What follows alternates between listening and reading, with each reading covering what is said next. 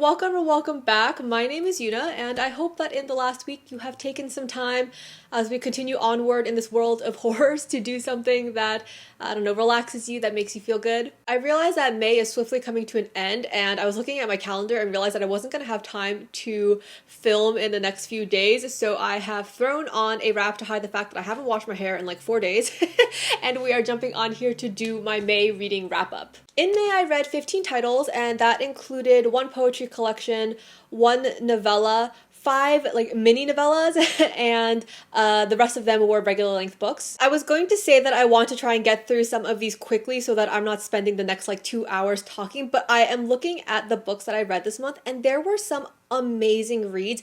I read some new favorites, I reread some old favorites, and so I have some books that I really do want to spend some time talking about, so we'll see how long this gets. There were no books that I thought were an absolute miss. There were a couple that didn't quite make it to the level of me loving them, but they were okay, or I generally enjoyed them. So yeah, it was a really good reading month. I feel like the last couple months I've had some really good reading months, and I don't know if that's just because I'm getting better at discerning what types of books I want to read or what type of books I'm more likely to enjoy, or if I'm just getting lucky. I have no idea. I'm gonna go ahead and start with what was the first book that I read this month, and that is The Second Death of Locke by V.L. Bavellino. This is a romantic fantasy set in one of those classic sort of European medieval settings, and I had said in my TBR, I'm pretty sure I said in my TBR, that I had this everlasting shaped hole in my life, and so I was trying to find something that gave me the same sort of feeling. Overall, I enjoyed this book. I would not say that it beat out The Everlasting. I definitely had some criticisms, and I think I enjoyed the start of this book much more than I enjoyed the conclusion of the book. I'll try to do a quick spoiler-free and spoiler section for this. In this world, there was a kingdom or a city. There was a nation called Locke, which was the source of magic. The way magic works in this world is interesting because it works between pairings of people called the Hand or Well and a mage. The Hand essentially works like a battery pack, like a portable charger for these mages, and they're able to connect, and the mages draw from their hands to do their own individual magic. Mages and their hands, especially when they work well together, are very potent soldiers, and so there is war going on in this world, and so these people are using this magic to fight. When we pick up in this book, that nation called Locke that I mentioned, which was the source of magic in the world, was destroyed 15 years ago, so magic currently is much harder to source, and all of the nations are looking for the lost heir of Locke, because they're going to be able to unleash magic again. We have two main characters, a woman named Gray, who is a well or hand,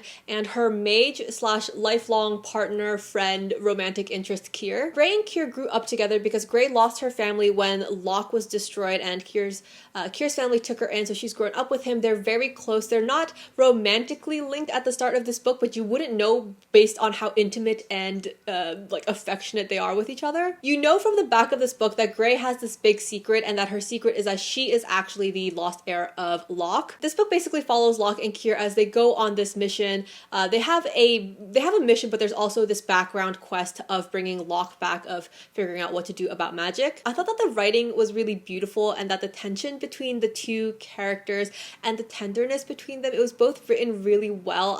I could believe that they cared about each other very much. I love the queer normality of this world. You had queer characters, you had trans characters, you had non-binary characters, and everyone just took it in stride. It was just a natural part of the world building, and I love that because, I mean, yeah, sometimes we have to read about queerness and the trauma associated with it, the struggles associated with it, but it is just so healing and wonderful sometimes to just read a world in which you can be queer and it's normal. There's no struggle attached to it. You can just be a freaking person. So I love that. I love that about this world. I love that both Gray and Locke were capable fighters, and I love their devotion to each other. So I loved all that about this book, and I loved the setup, but I did definitely have some critiques. The plot kind of lost itself towards the end of the book. I thought that there were certain elements that were rather unbelievable, like Gray's secret. The secret is supposed to be this big thing that she has been able to keep hidden for 15 years. And based on the way certain things happen in this book, I was just like, I really don't know that she could have pulled that off for 15 years. It doesn't really seem to make sense. The relationship between the mage and the hand, I thought that was set up such that you could have really explored some interesting power dynamics, because, you have the hand who is the source of the magic for the mage, and I don't know, I thought there could have been some interesting things happening with that, but we didn't really explore that. I had issues with the book sort of throughout, but the ending just felt like it didn't get the same sort of editing that the rest of the book did. You just had random elements being introduced that didn't really seem like they needed to happen. It was almost like the author couldn't figure out how to wrap up the book, so she just did a bunch of stuff that didn't, for me, really make sense. And there was a conflict at the end of the book between Kier and Gray that I thought was really contrived, and I don't know, I don't think that it made sense. I thought it was silly. Alright, quick spoiler section. I'm gonna try and talk about the things that I didn't love without getting too nitty gritty, because again, I'm trying to move through these quickly.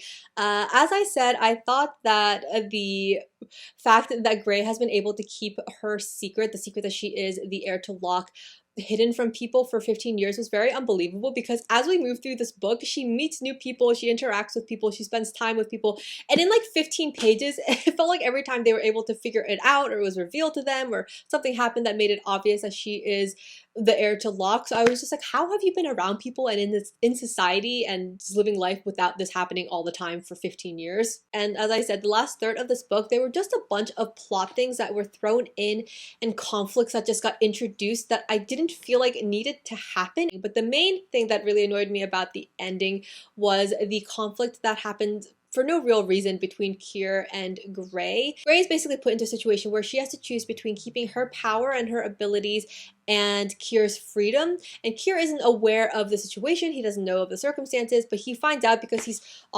standing in an open doorway, or he's like on the other side of a door, and he hears her talking about it with someone, and it's just this very silly, like, noble idiot miscommunication trope. I felt like I was watching a K-drama or something where this type of thing happens all the time. I just want to be like, just communicate, just talk to each other. You could just talk and it would be fine. You can figure it out. For me, I just thought that that was unnecessary, and I thought that it brought down the overall maturity of the story and the characters and the plot. For me, personally, it's just something that I don't enjoy, like that miscommunication trope. I would give this book like a 3.25, 3.5, probably closer to 3.25 stars. Overall, I thought that this book had a lot of great bones and the writing style was really nice, but it didn't live up to its potential and kind of fell apart. Moving on, I read Transcendent Kingdom by Yajasi. This was a really beautiful character-driven story that follows a Ghanaian American PhD student named Gifty. The book is told back and forth in flashback when Gifty is a child with her family, and then current day when she is, a PhD student. So Gifty's family was her mom, her dad, and her brother, her older brother, Nana. All three of her family members have left her in one way or another.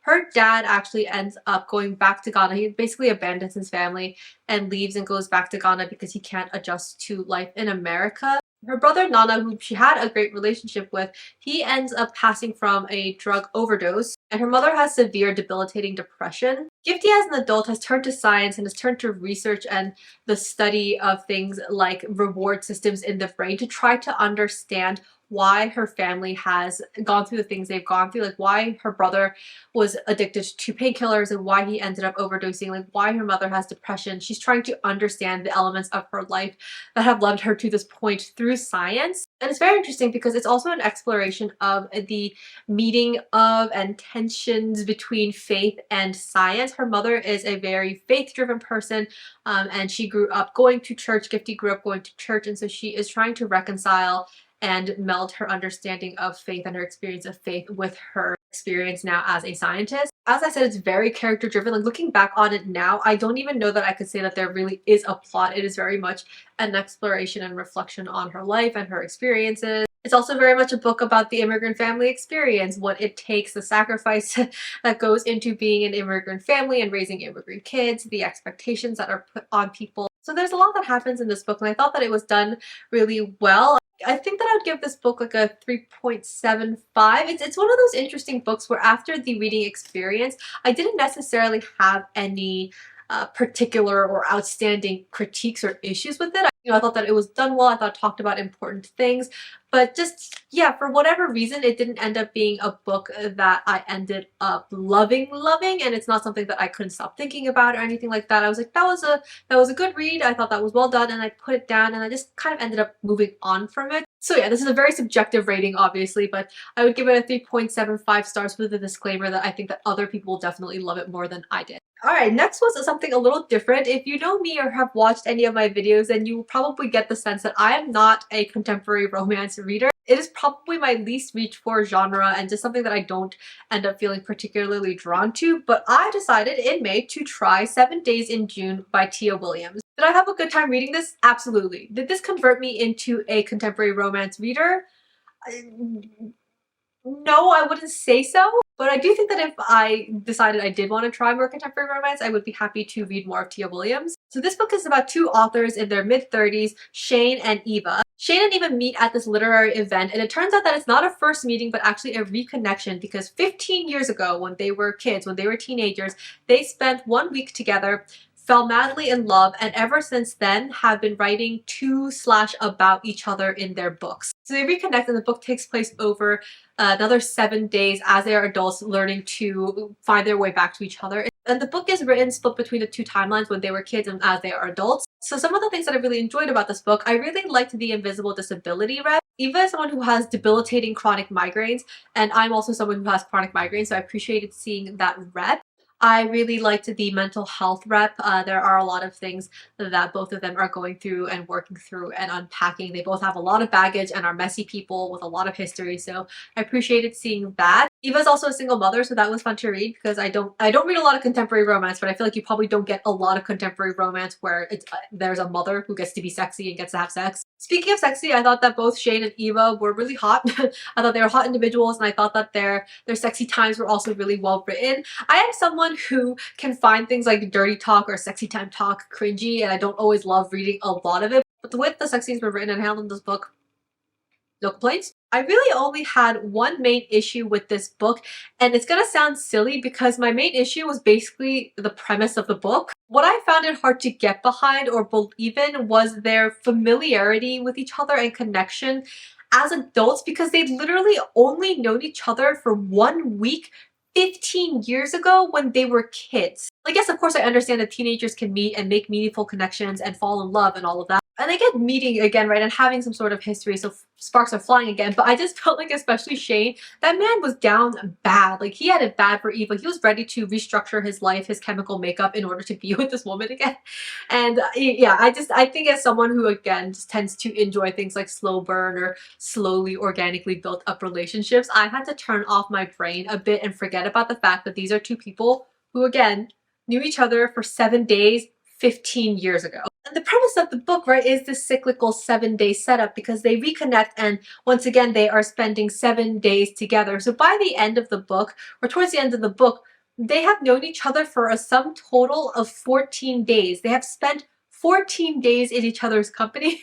But that perspective of thinking about this deep, incredible romantic relationship where they're obsessed with each other and like want to be together, having known each other for 14 days, it was just something that I had to kind of forget about in order to enjoy the book. And I'm not saying that they just like immediately fall into each other's arms and fully feel like they trust and know each other. There is definitely some hesitation, especially on Eva's end, especially because she is a mother and all of that. And I'm not saying that it was completely unbelievable or that it was written poorly or anything like that. It's just for my level of cynicism when it comes to romance and my preference leaning towards something like slow burn or like slowly built up relationships, I just had to kind of turn off that part of my brain in order to enjoy the story. But enjoy the story I did. I would give this book like a strong 3.5 stars. Like, I really liked it. I really enjoyed it. Is it a new favorite? No, but I had a really great time, and it certainly didn't turn me off from ever trying contemporary romance again. Next, I read those 5 short story novelettes that I mentioned at the beginning, and I'm gonna breeze right by these. They were 5 stories that were part of a collection called, I think, Good Intentions or something, or Good Intentions, and they were centered around the theme of motherhood. Overall, I thought that this collection, or the ones that I read of this collection, I didn't read all of them, but the ones that I read I thought were pretty lackluster. I've forgotten most of them. I wouldn't recommend them. The only one that I really enjoyed and had an impact on me was what's it called? A Planned Occasion by Angie Kim. I would give that one 4 stars. The rest I would give like 2.5, 2.75. Not even necessarily that they were bad, but I thought that they were pretty lackluster. Alright, so sorry. For whatever reason, for like the last 20 minutes, I've been talking and my mic has not been recording, so hopefully I can just use the audio from the camera. So if the audio sounded a bit weird for a bit there, sorry, but the mic is back on. The next two reads were a transcendent time for me.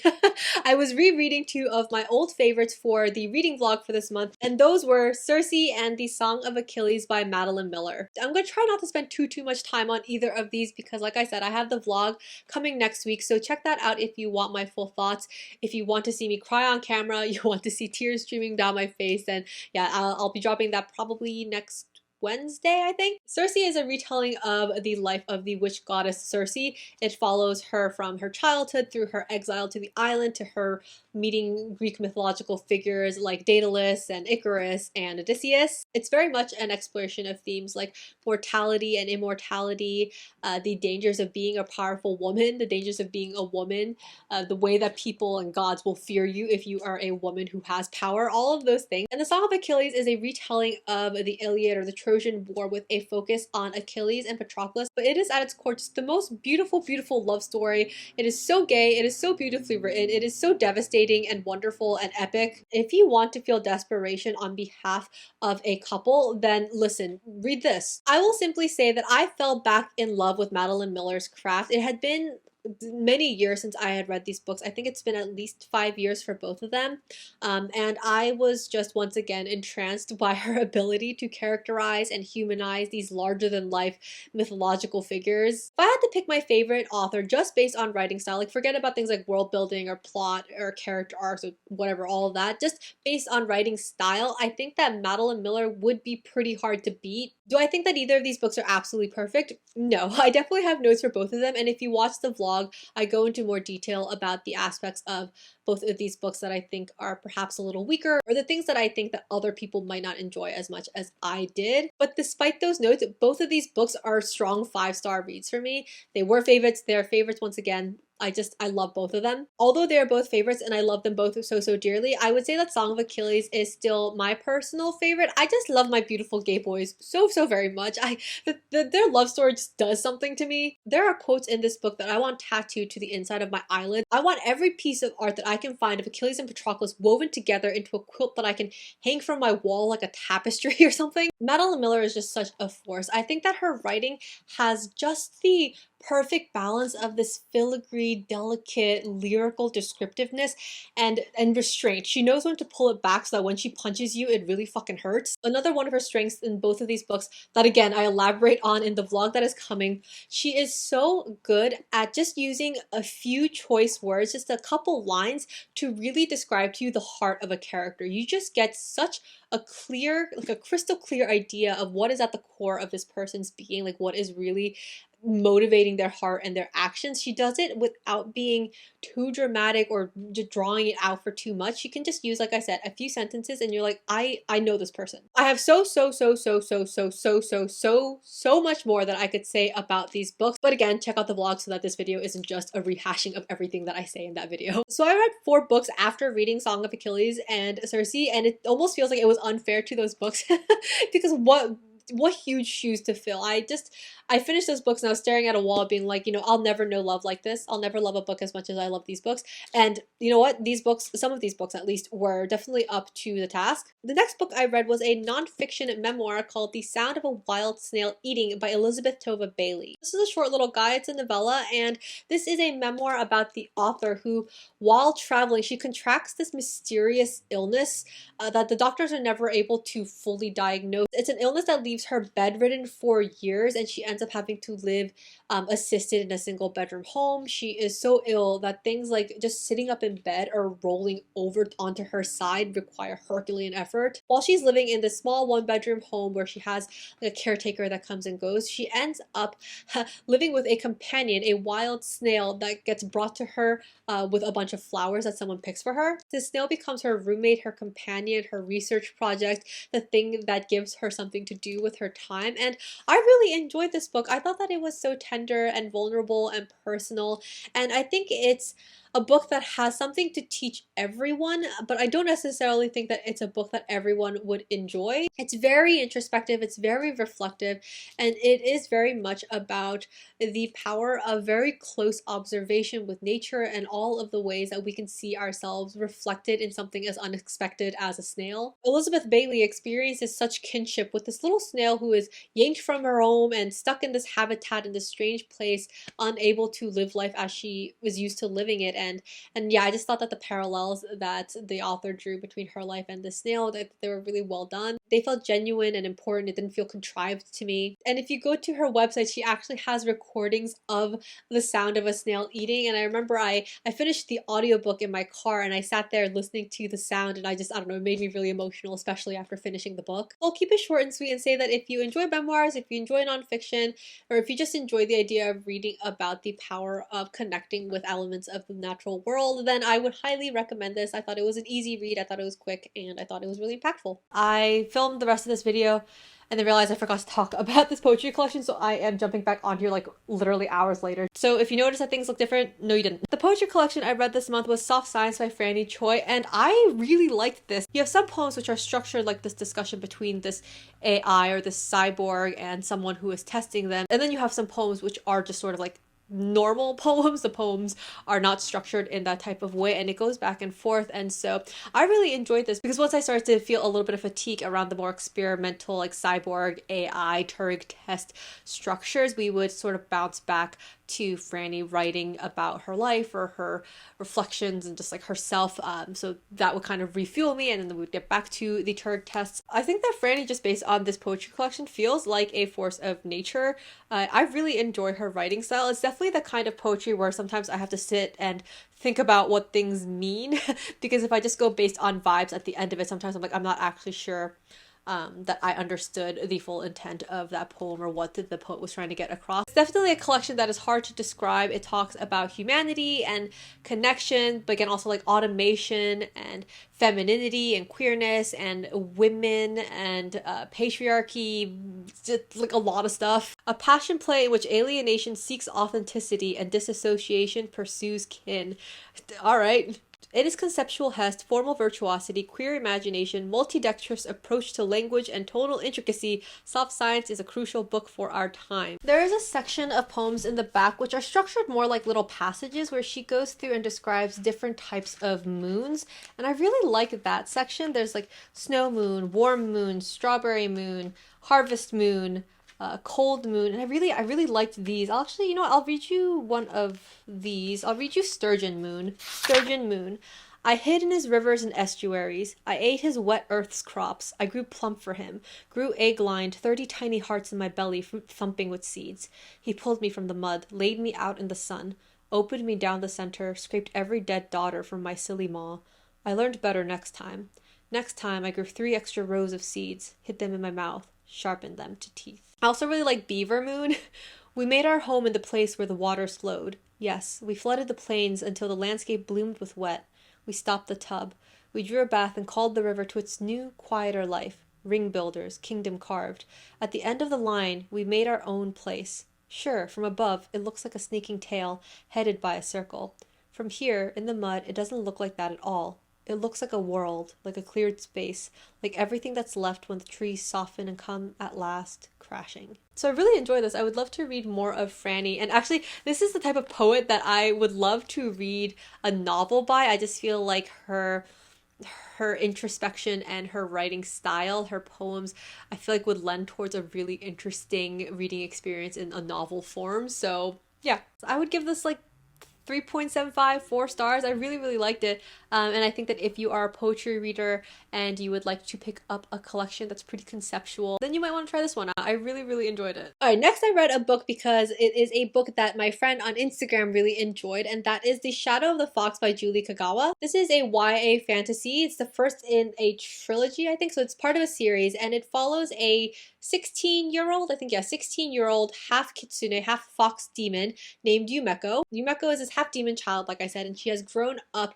at a temple with monks, and she is tasked with hiding and protecting this part of a scroll that can be used to summon a demon and give someone, the person who has the scroll, immense power. She ends up sort of tricking slash teaming up with this ninja assassin demon slayer boy, this teenage boy who's after the part of the scroll that she has. The ninja demon slayer boy Tatsumi and Yumeko end up teaming up, and the whole book basically is just them trying to get from point A to point B. It's just like a travel adventure story for this book where they encounter different creatures and people along the way. This gave me nostalgia for Inuyasha. If any of you have watched Inuyasha, that was one of my favorite animes growing up. So if you like Japanese mythology, if you like kitsune, if you like animal companions and like different creatures from Japanese folklore, then you will definitely find that in this book. That was my favorite aspect, that nostalgia factor and just like coming across those creatures. That was a lot of fun for me. Now, Nina, if you're watching this, I'm going to talk about the things I didn't like about this book, so skip if you don't want to hear me talk about your baby. Love you, I'm sorry. While I enjoyed the general premise of the book, I had a lot of issues with this that made it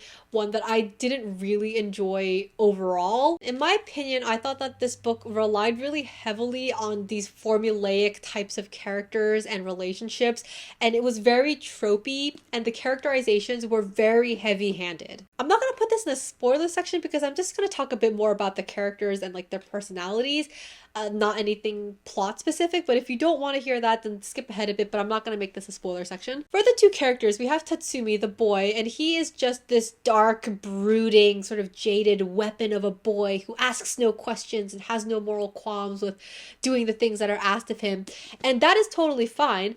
But it is just repeated so many times. He just keeps saying, like, I am a weapon, like, what I want doesn't matter. And I'm like, I get it. I got it the last 5 times. And then Yumeko, the half kitsune girl, is supposed to be this very naive, very sheltered, very sweet and bright-eyed girl who has no experience of the outside world because she's grown up at this temple with these monks.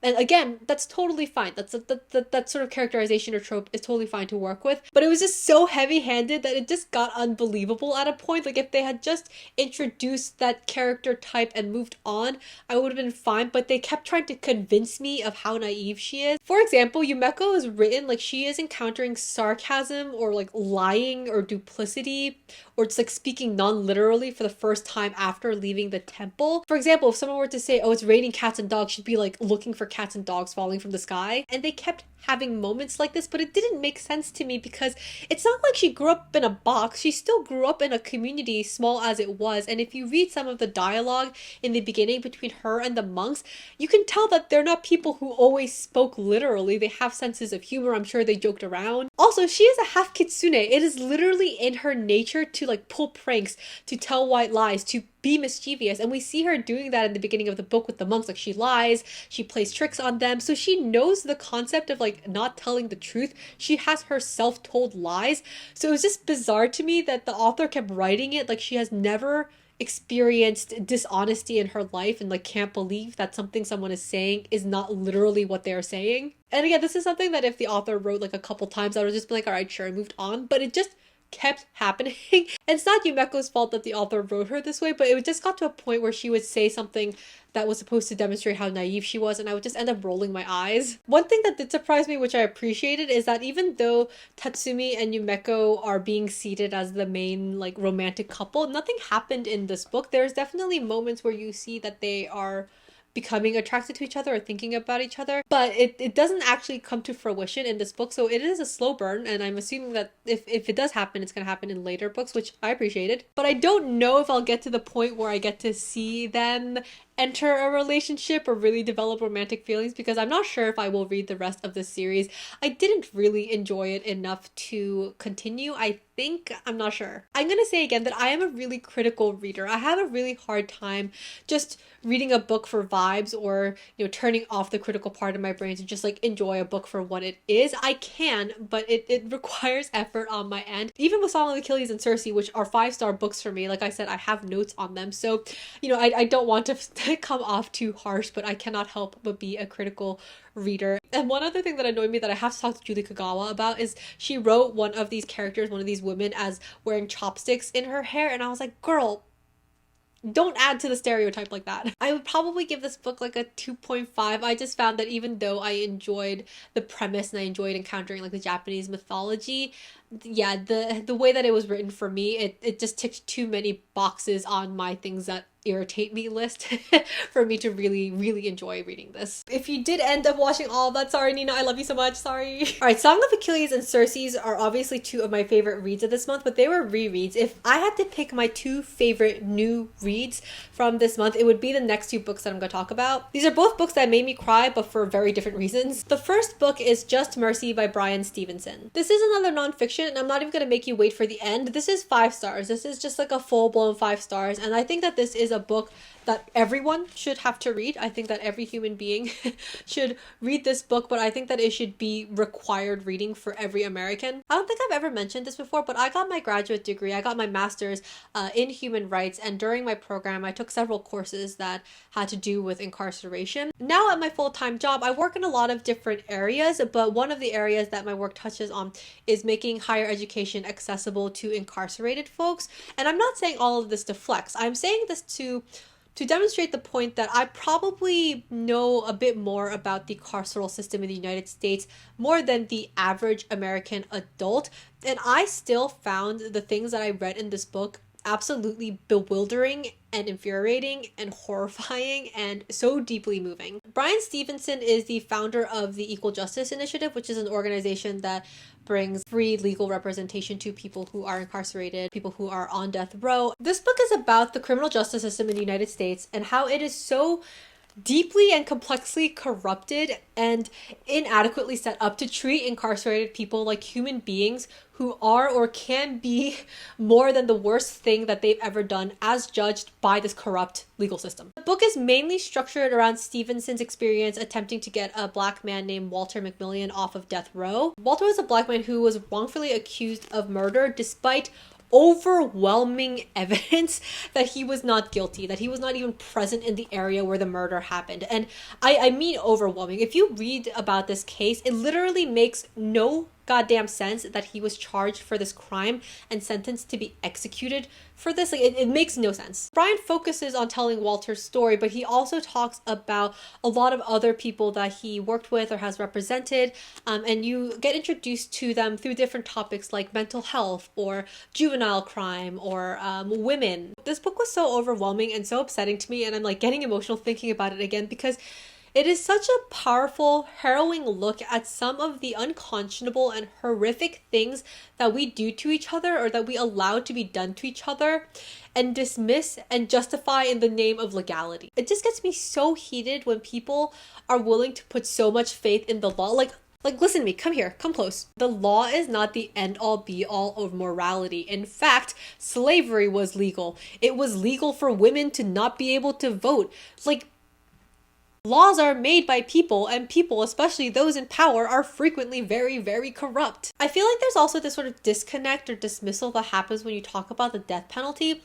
I really need people to sit with what that means. The death penalty is someone dying. That's a whole life gone. That's an execution. And I know that there's a lot of debate about execution and the death penalty, and people feel different ways about it. Even if you believe that there are certain crimes or certain people who deserve to lose their life for having committed such a crime, what you cannot deny is that the criminal justice system, the justice system in the United States, right, and incarceration is set up in such a way that poor people, people of color, are disproportionately and unjustly affected by it. Innocent people are being killed, or people are being killed for crimes that they committed when they were 11 years old. People are being murdered by the state for non-violent crimes. For example, there's a part in this book where Bryan is talking about mothers who have been sentenced to death essentially for miscarrying. There's one woman who gave birth to a stillborn baby and she buried her baby, and some neighbor accused her of having killed the baby because they were like, wait, this woman's not pregnant anymore, but I haven't seen a kid. And so she just assumes that something awful was done to the baby, and the woman is put on death row. She didn't kill the baby. She gave birth to a stillborn child, and then the court decided that she should be murdered for that. if I talk about this anymore, I'm gonna get so freaking heated. I can feel the steam building in my body talking about this. But another point that I think is really important that Brian makes is not just that the death penalty is an issue because it affects innocent people. He talks about the fact that even people who have committed crimes, there has to be room for mercy. There has to be a chance for redemption. And again, I know that people are going to feel all different ways about this. And I think that's a really important thing to talk about, that innocence isn't necessarily the prerequisite for being treated as someone who has the potential for change, or being treated as a person who deserves an amount of mercy or justice. And again, like I said, there are some crimes for which like I might feel a type of way, or there are some people who I might not be particularly inclined to show mercy to. But when we're talking about the system and how it works, we have to talk about it. Yeah, I'll just sum it up and say that I think this is an incredible book that every single one of you should read. I think that it is well written. I think that it is impactful. I think that it is unfortunately still very timely, and it is a book that talks about something that is going to affect and is currently affecting so many people. Please read it, I beg of you. Last book that I'm going to talk about in this wrap up is another one that I thought was so powerful and moved me so deeply. Shark Heart by Emily Hebeck. Wow, this book, man. This is a book that once again I think has something to teach everyone and is so powerful and moving, but I can definitely see it being a book that is not for everyone. I don't think that everyone is going to enjoy the structure of this book. Or I think that some people might not connect with it the way that I did, but I just thought that it was so excellent. I also can't believe that this is Emily's debut novel. I will be inhaling anything else that she puts out. This book is about Lewis and Ren, who are a newlywed couple, and they are actually kind of polar opposites of each other, but I'll go more into that in a little bit. But yeah, they're just a newlywed couple, but shortly after marrying, Lewis is diagnosed with a disease that will slowly turn him into a great white shark. It's just a part of this world that there are these diseases that are essentially animal mutations. They're rare, but they are accepted medical conditions that will slowly turn the patient into whatever animal they're mutating into, and depending on the animal, the mutation can take a long time, like it can take several decades, or for Lewis, I think it takes less than a year. These diseases and this book in general is this extended metaphor for the experience of having a loved one go through something like Alzheimer's or dementia or Parkinson's or even cancer, just like something that slowly changes the person that you know. You see the parallels between this animal mutation that Lewis is experiencing and something like dementia, because you see things like the physical changes, the way it affects their body, but also their moods and their personalities, the changes in the way that people around them perceive and treat them. The book is split between Lewis and Ren navigating Lewis's change, and you see it from his point of view, you also see it from her point of view, but you also get a portion of the book that is about Ren's childhood and Ren's mother. This book took me on a roller coaster of emotions, and I will say that personally, subjectively, it was a book that I knew had the potential to make me really emotional just because of my life and my life circumstances, and this really touched me so very deeply. First of all, Emily writes so beautifully. I love her writing style. There is a wonderful balance of clarity and also an invitation to interpret what is happening. The characters are just so vivid. Ren is this very practical and self-contained and reserved woman who doesn't have any grandiose ideas for her life or dreams, whereas Lewis is very opposite. He's very passionate and expressive, and he's a lover of the arts, the lover of theater.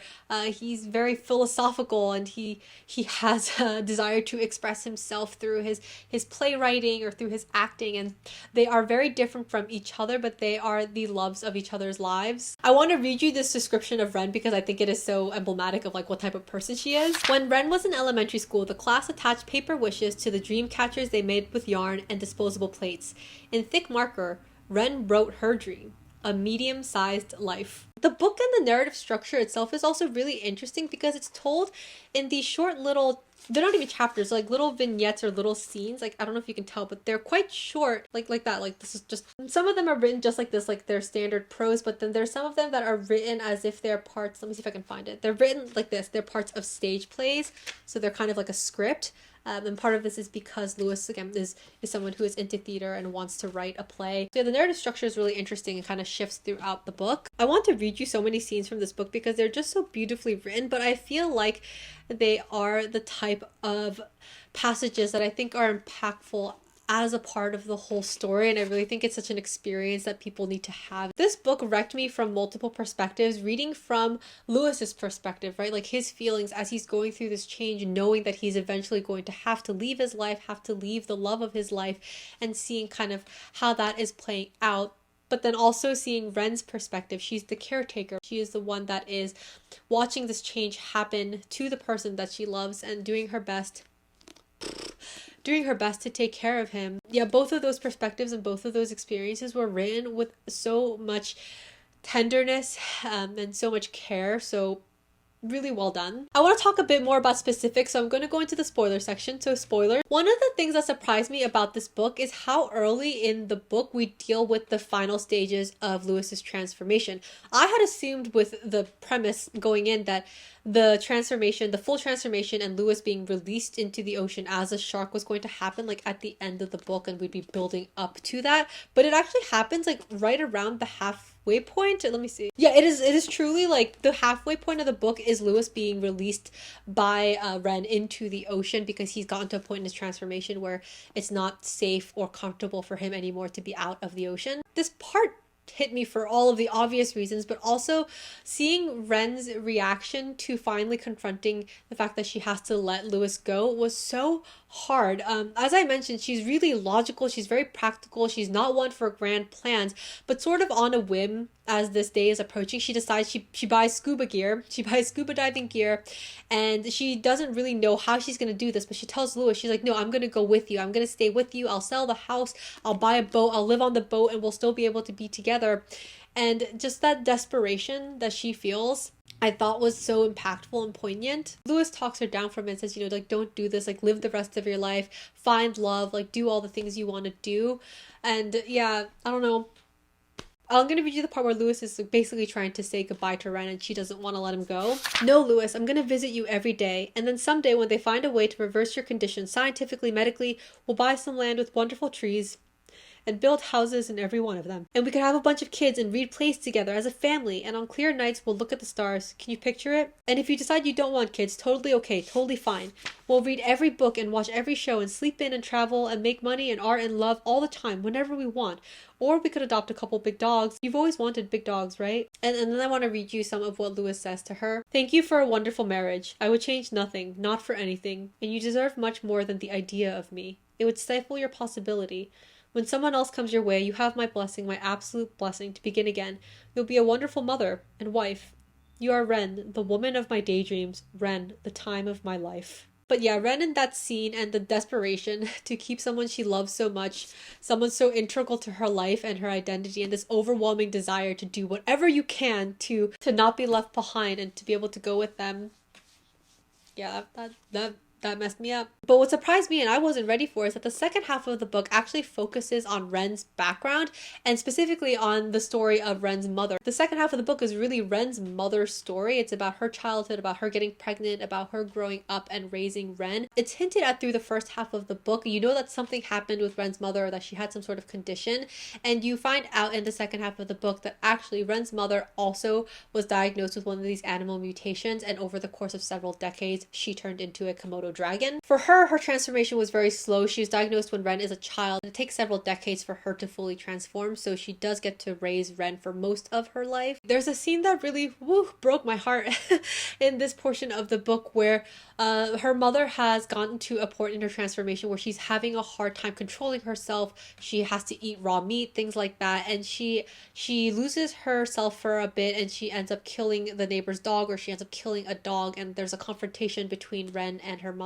Ren did not see her mother as a sick woman living with the body she no longer knew or controlled. Instead, she saw a pathetic, powerless beast surrounded by murder, a mess of blood and guts.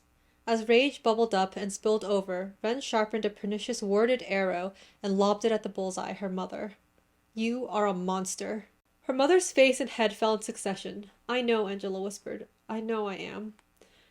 Satisfied, Ren knew her arrow had hit the mark, and she knew it had hurt. But Ren did not know that she had also deflated the ever-shrinking remnant of her mother who was fighting to hang on, fighting to remain in the world just to be near her daughter. There's a part in the book, I wanted to read you a line, but I can't seem to find it right now, but there's also a part in the book that I think is a really important and poignant and difficult question to ask when you are if you are someone who is like Lewis, or if you're someone who is like Ren, where you wonder at which point someone that you know or knew has changed so much that they are no longer themselves. There's a point where he is thinking and he's like, am I still becoming a new version of myself, or am I just becoming something completely different? At which point am I no longer me? At which point am I something so different from where I started that I can no longer claim ownership to that identity? The metaphor, right, is for things like Alzheimer's or dementia, or everything I said. So it makes you think, at what point, if at any point, is the person that is changing before you, that you are slowly losing to this disease, at which point are they no longer themselves? Like, what makes them them? Is it their body? Is it their mind? Is it their preferences? Is it their personality? Is it their hopes and dreams? Like, what makes them them? And at what point have they transformed so much that that is no longer recognizable in the person that you now have before you? I think it's a really difficult question, and I think that it's a question that people who are affected by such diseases, but also people who are the family members or loved ones of people who are dealing with things like that, it's just really hard to grapple with. I'll end the spoiler section there and just sum it up by saying that I think that this is a very special book. It's a book that I'm going to be thinking about and feeling about for a long time to come, and I'm sure that it is a book that I will return to.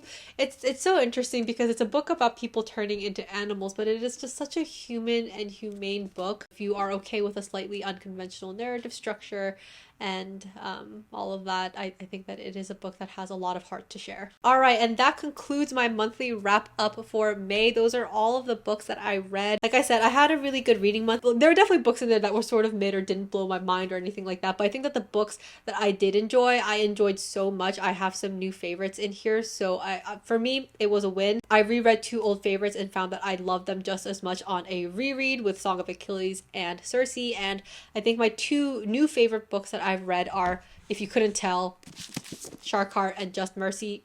I'm begging people to read these books. If you've read any of the books I talked about today, I would love to hear your thoughts. Even if you have very different opinions from me, I would still love to hear what you thought.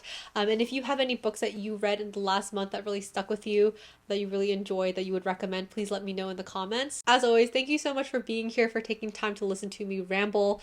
Happy reading, and I will see you in the next one. Bye. Where is my phone? It's on the floor. And the book is told, and the book is told as flash, and the book is told as, and the book is split, told between, what the fuck am I trying to say? Some